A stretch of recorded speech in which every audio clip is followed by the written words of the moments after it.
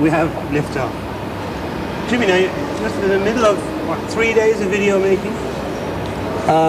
Well, for me it's the first, but they've been constructing the set and doing other shots over the last couple of days. But yes, I suppose it has been 3 days, yeah.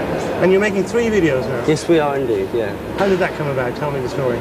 Well, basically it came about because we've done a new LP, and there's 3 numbers off it that we wanted to feature on video, or at least it was suggested that we did. You know, I always get nervous about doing videos because I'm hardly like instant actor like most of these kids in the new groups are. But yeah, no, it's fun. It's been good actually. Okay.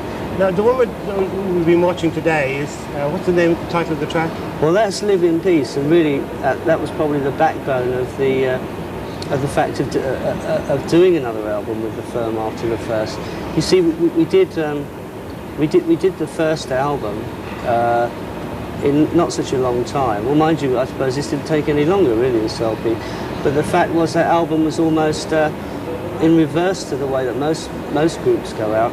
Our album almost promoted a tour because Paul and I wanted to go out live, whereas it's usually the other way around. The tour promotes, you know, the album. And in fact, there's a lot of flaws in it. I mean, the material wasn't very strong. I mean, there was some good, you know, 2 or 3 good things on it, but as an overall album, I guess it had its weak points. And after having, you know, gone on the road, especially playing in the States where you can do, a consistent tour and play to people and, you know, just sort of generally get electric between audience and band, really the band owed it to themselves, or to the people as well, really, you know, to sort of do another album and just see how it would go. Obviously, when you do an LP, it comes down to whether the music, at the end of the day, is any good. You wouldn't put it up if there wasn't. But anyway, that was the concept of it. And "Live in Peace" was one of the backbone numbers that was there from before. You see. Just backtrack a bit. So you did the first album before you toured.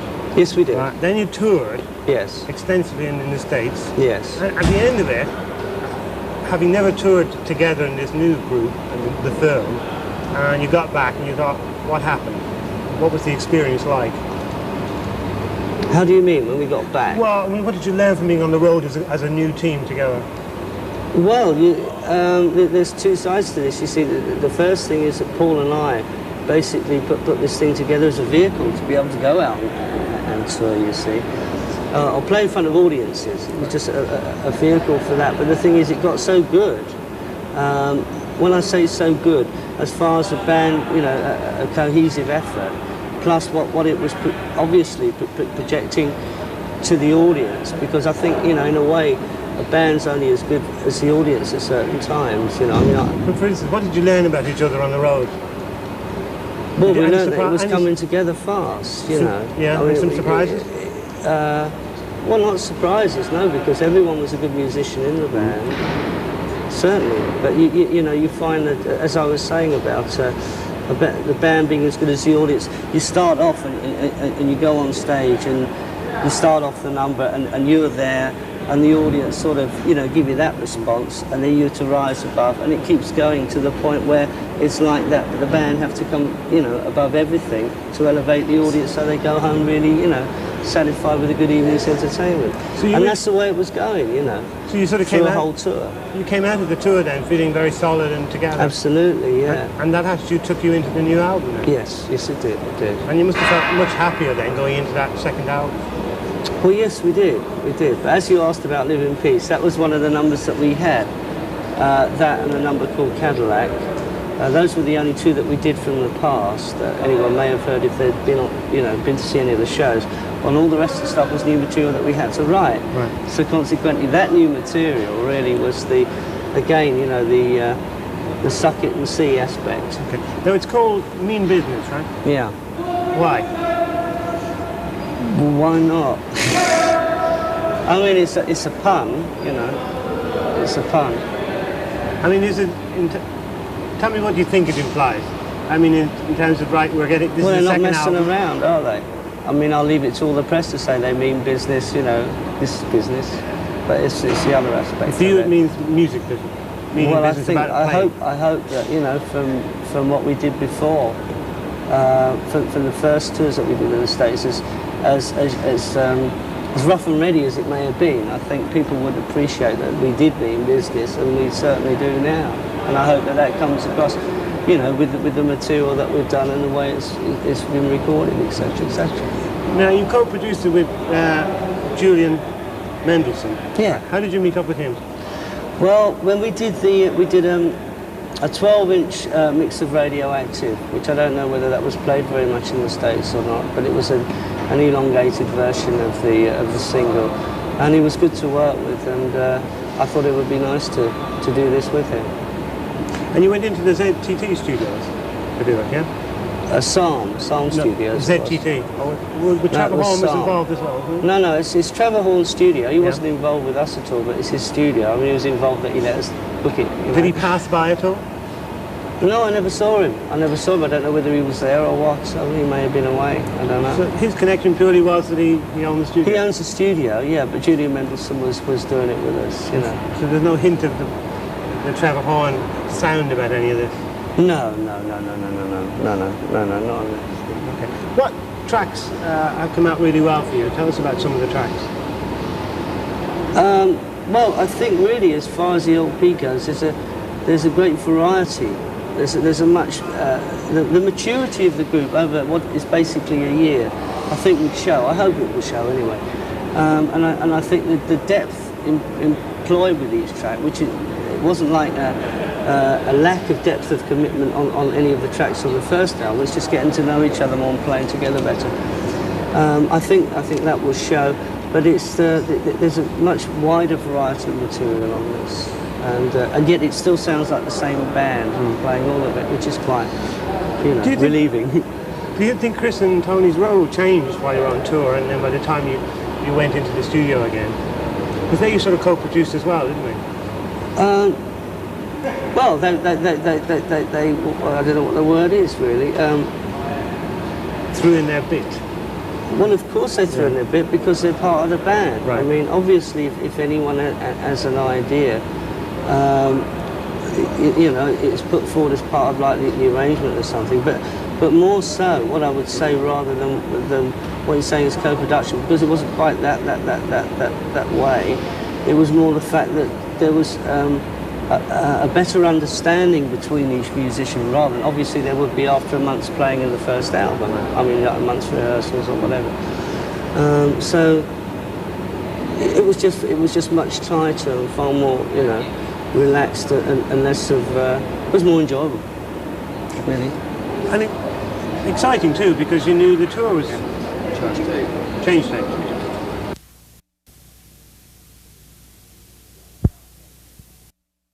No chance.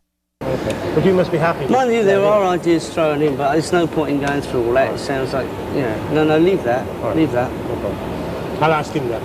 Who? The director. Fine. Yeah. Fine. Yeah. A lot of things come off on the spur of the moment. Okay, you know? roll please.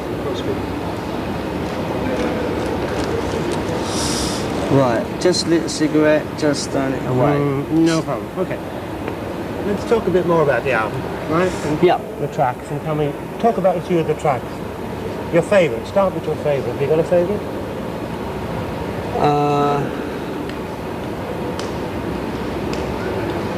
I haven't got any. There's nothing that I would say was the overall standout track that's better than everything else. Purely because everything else has got its own identity. Now, I don't know when this interview is going to go out. Soon. If it's going to go out when people have heard the LP as such, it's different. Because I could go into the tracks and the identities of them. If not, it sounds like a load of waffle. No, it doesn't, because people will be interested to know what you're doing at this moment. Yeah, but I mean, you could say a title and explain it this way and say another title. It won't mean nothing. Okay. We'll talk about Live in Peace, which we've been hearing a bit of today. Right, okay. And tell me about that. Well, as I say, that was a number that was featured when we first went to America on our first tour, even in Europe on our first tour. There was a number from Paul's solo LP. There is a version of it from Hammersmith that was live. However, and that came out on the B side of that 12-inch single Radioactive I was talking about. However, at that point, that particular concert, it was, well, the European tour the LP, first LP hadn't come out, so people were hearing like 2 hours and a bit of material they'd never heard before, apart from You Lost That Loving Feeling, possibly. That would be the only one they'd ever heard. So, as you can imagine, it was nowhere near as good as what it was at the end of the American tour. And that's why I said it was like the backbone of doing, and it had to be recorded again with this band, for sure. You know, because everyone, you know, we all loved it as a number so much, you know. And it had grown so much from the early days. And that makes sense, because by the end of the tour, it's always... And obviously, you know, it's such a strong song. It's a great song. The sentiment of the lyrics are brilliant on it. Okay. Will that be released as a single again? I don't know. Could be. Well, it could be. I don't know. When is the album due out in the States? In the new year, early new year. And you're making 3 videos today. You're going to make a sort of half-hour video? Today. No, not today. I mean, over these few days. Yeah, over the next few days. Yeah. And you'll release a half-hour video, I gather, of these 3 songs and some other bits. I think so. Yeah. Well, these 3, and then there's 2 from the past that we did with Radioactive and Satisfaction Guaranteed. So it'll make up 5. I mean, that's all we've got as far as videos go. If you're talking about releasing them as a package, yeah. What are the other 2 tracks you're filming? What are we going to do when we're here? All the King's Horses and a number called Tear Down the Walls. Tell us about All the King's Horses. That's more sort of synthesizer orientated. It's a song of Paul's. Well, it's a very strong song. It's very strong. I mean, yeah, it's a very strong. Lyrically, what's it about? Lyrically, what's the lyrics about?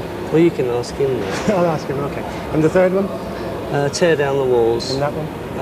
That's more a guitar-orientated number. It's more rough and ready, I guess, than All the King's Horses. So in a way, within the 3 numbers, there's like a sort of technically constructed one. And, you know. When you're standing up there, and all these technicians around, you're having to play to playback. Do you find that difficult? I find it very, very difficult because, especially from what we've just come down from me miming a solo, and I can't mime a solo because they're always different, and I can't remember what I did. You know, I mean, they're always different. They're always different, and it's very difficult. You know, you feel stupid that you can't just hear it and remember it and mime it, but I can't. You know, I don't play like that. It looked alright. Well, it might look all right, but you know, and it's pantomime, you know, if you know the word pantomime. I'm sure you do in America. Okay, let's just change subject again. The new tour. Yeah. When do you hope to tour again? Well, it's in the new year. I think it's mid-March, is it? I mean, you know better than I do at this point. I think it's very, very late February into March or mid-March. I'm looking forward to it? Oh, yeah. Now, how do you think the show will be different from the last one? Can you put your finger on it? Well, we'll have numbers from the second LP to go in. That'll be quite difficult, actually. Even though the first set that we had when we went when we did our first American tour was had its weak holes in it. It's always the most difficult thing in the world to sort of throw things out and put things in, you know. And well, that'll be the different point anyway. You know, it actually will be more solid this set because we've got a lot better material. The one thing about the second LP is I think that every song is very, very strong on the album. And I don't usually say things like that. Well, it sounds like you're very confident about it. Yeah, well, I'm very happy anyway. What sort of venues are you going to play this time, do you know? No. I mean, what would you like to play? Don't ask me technical questions. Okay. So would you like to play big ones or a bit medium size? Oh, medium size. I think that's what we're doing anyway. You know? Yeah. Really, I do think that. Do you think any Zeppelin stuff will ever creep back into the repertoire? I don't think so. I don't think so. It didn't sound like it with this good material on the Well, new as album. I said to you before, you know, like when I was talking about Live in Peace recorded at Hammersmith, when we did the European tour, there was about 10 dates prior to that, with no, with not a hint or anyone having heard anything from that album. Right. And if you can get through a 2-hour set without people booing you off or shouting for Zeppelin stuff, you know, or bad company stuff or free stuff, you know, it's good. At least you've arrested them to a point, you know. and it's extremely, you know, sort of rewarding to know that, well, from a player's point of view anyway, that people are willing to listen to what you've got at that point. But I know it's a lot stronger now. Because I remember we talked to you just before that tour. Yes, I know. And you were saying, we've got palm trees again, haven't we? Yeah. And you were saying, well, I don't know what's going to happen, but we're going to go out with Hammersmith and keep our fingers crossed. What was that night like? Oh, well, that was more or less at the end of the European tour. I think we started off in Stockholm or somewhere. I mean, that was the hairiest one, because obviously we'd sort of got a set together and we didn't know whether it would work at all in front of an audience, you know, for that amount of time, as I say, with no old numbers to really, you know, play safely. Just excuse me, sir. You carry on, we'll stop when the music starts. What do you want to do? You want to bring that bird in? Well, you carry on and we'll just stop when the music interrupts. Just sit her by me and, you know, she can answer the questions from now on. You need that light? Okay, so we'll come back in a second when they're done that shot. I've about 2 or 3 do you want to go over any things that you really want to... No, it's just a...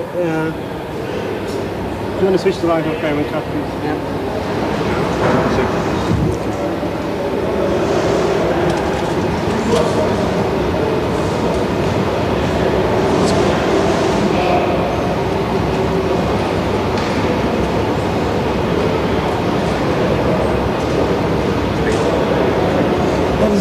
Jimmy, that you've been doing some stuff with the Stones.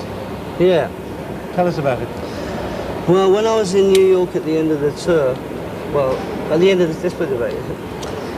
tour that we did in the States, I stayed over for a few extra days in New York, and I heard from Ronnie Wood, who's a really good friend of mine from ages back, and Keith's been a really good friend of mine, and they were doing a solo album, and they said, why don't you come down to the studio?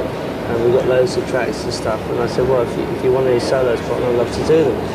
I went down the first night, and we just jammed and had a tremendous time, actually. And, who was there?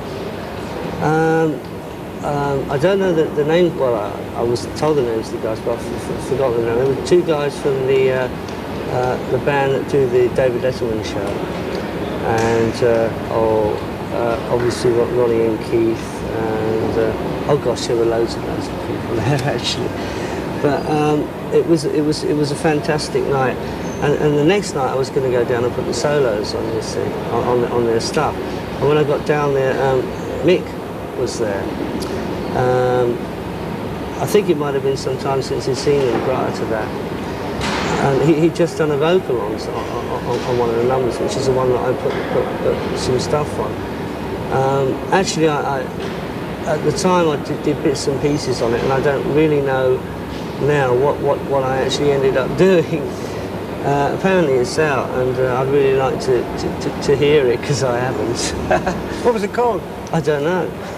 It wasn't called I Don't Know, but I just don't know. I see, you just did that one track? Yeah. The night before, I mean, were you doing all sorts of new stuff? Or no, well, we were just jamming and doing it.